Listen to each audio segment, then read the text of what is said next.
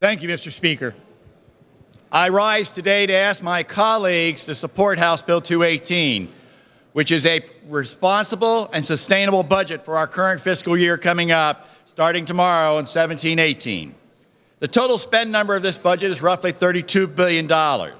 This budget is a product of compromise that holds the line on spending by only growing our spending by 0.2%, which is far below Tabor. House Bill 218 continues our mission to restructure state government while we still are making targeted cuts in many line items to reduce wasteful government spending. Education is a priority of all of us in this House and the governor. The key elements of this bill is $100 million more for basic education, $25 million more for special education, $25 million more for pre-K counts, $5 million for Head Start, and a $200 million increase for our classroom teachers' pension fund.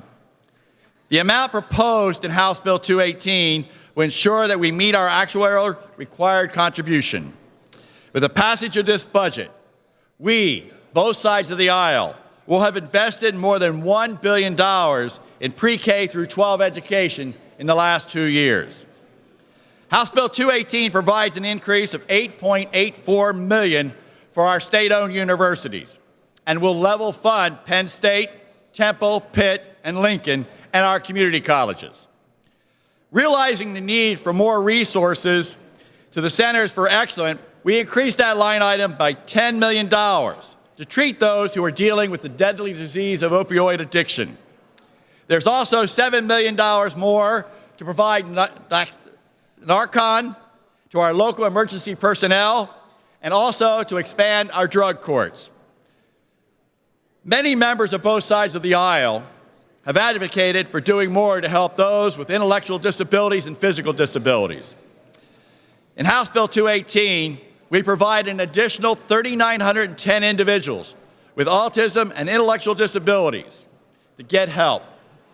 Another 5,130 more individuals with disabilities, physical disabilities, to receive services. This budget reflects the merger of the Department of Health and Human Services and Health into the Department of Health and Human Services. The Department of Aging and the Department of Drug and Alcohol will continue to operate as separate agencies. House Bill 218 also reflects the merger of the Department of Corrections and the Board of Probation and Parole into the Department of Criminal Justice.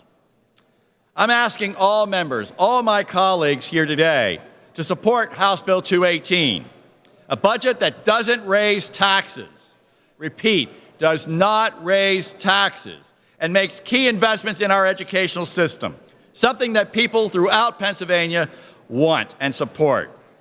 The budget before us is balanced, it's sensible, and a budget that starts to account from both sides of the aisle and many of us have advocated for. I want to ask us all to come together in a bipartisan manner to do what is right for Pennsylvania in passing this budget. I want to thank my colleagues and the leaders on the Democratic side of the aisle. I want to thank the governor for his being a part of this as well.